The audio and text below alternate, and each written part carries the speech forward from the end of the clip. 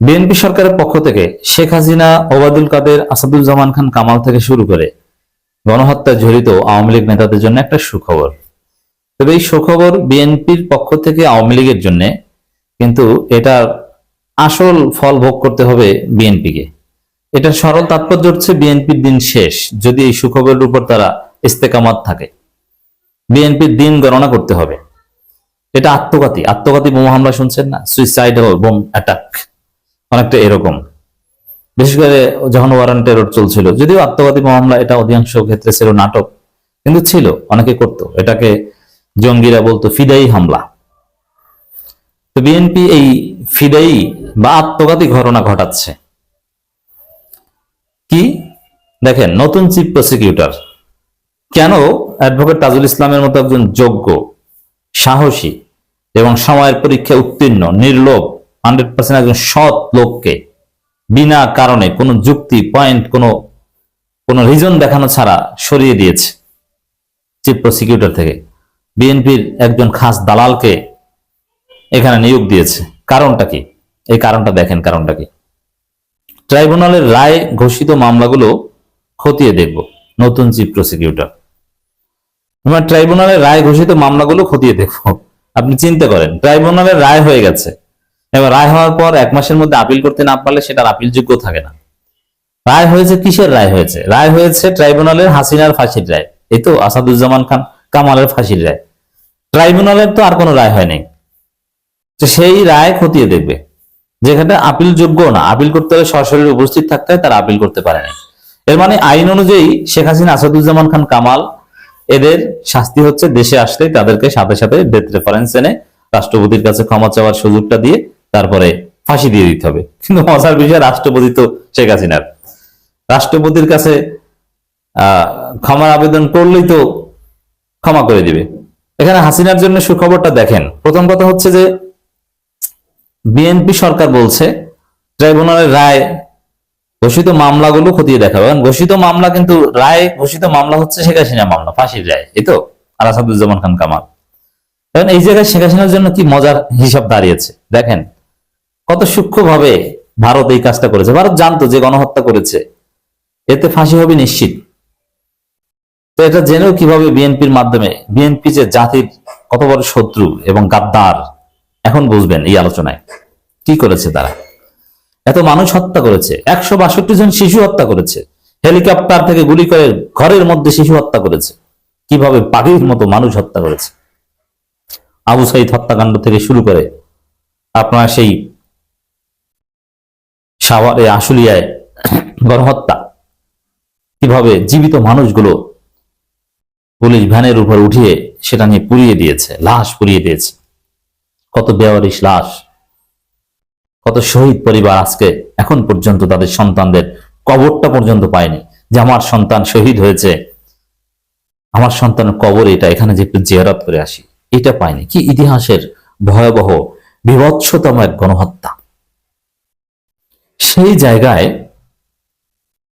শেখ হাসিনার যাতে কিচ্ছু না হয় সেই বন্দোবস্ত বিএনপির মাধ্যমে করে রেখেছে ভারত।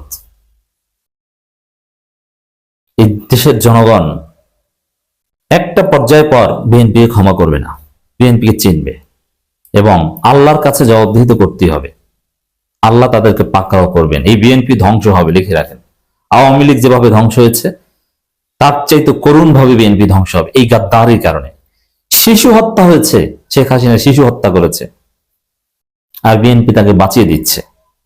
আল্লাহর গজব এই বিএনপির উপর দুনিয়ায় পড়বে, আখিরাতে তো বিচারের মুখোমুখি হবে, দুনিয়ায় ওদের উপর গজব লানত পড়বে। Just wait and see. কি দেখেন, রাষ্ট্রপতিকে কারা বাঁচিয়ে রেখেছে, মানে ধরে রেখেছে, বাঁচিয়ে রাখা মানে তাকে পদত্যাগ বা তাকে সরাতে দেয়নি বিএনপি, এটা তো স্পষ্ট। এটা তো তার চুপ্পু নিজেই সাক্ষাৎকারে বলেছেন কালের কণ্ঠের সাথে। এখনো রাষ্ট্রপতি আছে এবং তিনি 28 সাল পর্যন্ত থাকার আগ্রহ প্রকাশ করছেন। বিএনপি ক্ষমতা এসে আওয়ামী লীগের অফিস টফিস খুলে দিচ্ছে, তারা জামিন টামিন পাচ্ছে, ঠিক আছে। এবং প্রসিকিউশন টিম, চিফ প্রসিকিউটরের দপ্তর, এগুলো সব বিএনপি দখল করেছে। এখন যদি ভারতের মধ্যস্থতায় বিএনপি সিগন্যাল দেয় শেখ হাসিনা আপনি দেশে আসেন, দেশে আসলে কি হবে? কিছুই না। শেখ হাসিনা আবার স্বাভাবিক জীবনযাপন করতে পারবে। বিএনপি এই লাইন করে রেখেছে। কি সেটা? শেখ হাসিনা দেশে আসলেই এয়ারপোর্ট থেকে তাকে গ্রেপ্তার করা হবে, এই তো, গ্রেপ্তার করে জেলে নেওয়া হবে। তা আইন অনুযায়ী জেলে নিয়ে তাকে একটা প্রক্রিয়ার পর ফাঁসি দেওয়া উচিত, কারণ এখানে আপিলের আর কোনো সুযোগ নেই, ট্রাইব্যুনাল রায় অনুযায়ী তার ফাঁসি হবে।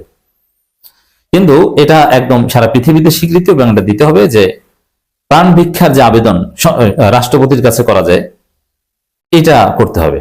এখন কি মনে করেন, শেখ হাসিনা যদি চুপ্পুর কাছে প্রাণ ভিক্ষার আবেদন করে, চুপ্পু কি করবে? চুপ্পুর সাথে সাথে প্রাণ ভিক্ষা দিয়ে দিবে, এর মানে আপনার ফাঁসির দণ্ড মওকুফ করে দিলাম। এটা রাষ্ট্রপতি পারে। মজা না? তাহলে শেখ হাসিনা কি মুক্তি? ফাঁসি হয়েছে, রাষ্ট্রপতি মাফ করে দিয়েছে, মুক্তি। তো শেখ হাসিনার জন্য তো মজা, আপনি এই সুযোগটা গ্রহণ করেন শেখ হাসিনা। তবে সমস্যা হচ্ছে অন্য জায়গায়, জনগণ তখন আঙ্গুল চুষবে। তখন জনগণ চুপ্পু সহ বিএনপি সরকার সহ সবাইকে জয় বাংলা করে দিবে। একমাত্র ঝামেলা থ্রেট এইটা। কিন্তু আইনি প্রক্রিয়ায় কিন্তু শেখ হাসিনা ফ্রি। আওয়ামী লীগের এমন কোন নেতা নাই যে চুপ্পুর কাছে প্রাণ ভিক্ষার আবেদন করলে চুপ্পু ক্ষমা করবে না। বুঝতে পারছেন ঘটনা কোন জায়গায় ঘটেছে? চুপ্পুকে রাখার হেকমত এতদিন শুনে আসছেন একটা, এখন আর একটা বুঝছেন? শেখ হাসিনা আসবে, বাংলাদেশ হাসবে, এই স্লোগান আওয়ামী লীগ কেন দেয়? কারণ শেখ হাসিনার প্রাণ তো রাষ্ট্রপতির হাতে, রাষ্ট্রপতির কাছে ভিক্ষা চাইলেই তো দিয়ে দিবেন। আর দ্রুত যাতে রাষ্ট্রপতির কাছে এটা যেতে পারে, এই জন্য বিএনপি তাদের লোকজন সব ঠিক করেছে। এখন বিএনপি তো কয়েক ঘন্টার মধ্যে এই আবেদনটা তার কাছে পৌঁছে দিতে পারবে। আর ট্রাইব্যুনালের রায় ঘোষিত মামলাগুলো খতিয়ে দেখা হবে, মানে মামলার রায় হয়েছে ওইটাই যে ফাইনাল তা না, ওটা প্রয়োজনে আবার রিভিউ করার সুযোগ দিবে। এর মানে ওটা যথাযথ মনে করে না। ওই যুদ্ধাপরাধ যে মামলা একদম সম্পূর্ণ অন্যায়ভাবে মিথ্যা সাক্ষীর উপর ভিত্তি করে প্রহসনমূলক বিচারে এটিএম আজহারুল ইসলামের ফাঁসির দণ্ড দেওয়া হয়েছিল, সেটা থেকে পূর্ণ খালাস পেয়ে আজকে এটিএম আজহারুল ইসলাম এমপি হয়েছেন। আপনারা দেখেছেন ফাঁসির চূড়ান্ত দণ্ড থেকে কিভাবে এমপি হয়ে আসতে পারেন। এই যে রিভিউর সুযোগ ছিল, ওইভাবে রিভিউর সুযোগ দিবে, যার মধ্য দিয়ে শেখ হাসিনা আবার ভবিষ্যতে প্রধানমন্ত্রী হবে, এই স্বপ্ন অনেকে দেখছে। এবং তাদের কাছে এক্সাম্পল যে এটিএম আজহারুল ইসলাম যদি হতে পারে, এমপি হতে পারেন, তাহলে শেখ হাসিনাও এরকম ক্ষমা টমা, শেখ হাসিনার কাছে সুযোগ তো আরো বেশি। ট্রাইব্যুনালেই তাকে সুযোগ দিচ্ছে বিএনপি, আবার রাষ্ট্রপতি তো আছেই। তো দর্শক, এই যে কথাটা ট্রাইব্যুনাল রায় ঘোষিত মামলাগুলো খতিয়ে দেখা হবে, এই কথা এটা চিফ প্রসিকিউটর আমিনুল ইসলাম বলেছেন। এর অর্থ একটাই যে বিচার টিচার বাদ, যা হয়েছে তাও বাদ, জুলাই টুলাই কিচ্ছু না, আওয়ামী লীগ কোনো অপরাধ করেনি, আসুন আমরা মিলেমিশে খাই। আর এই যে চিন্তা বিএনপির, এর অর্থ হচ্ছে যে বিএনপির দিন শেষ। ওই যে বললাম না, শেখ হাসিনাকে এনে রাষ্ট্রপতির মাধ্যমে ক্ষমা করিয়ে তাকে ছেড়ে দেন, দেখবেন যে জনগণ বিএনপিকে কি করে।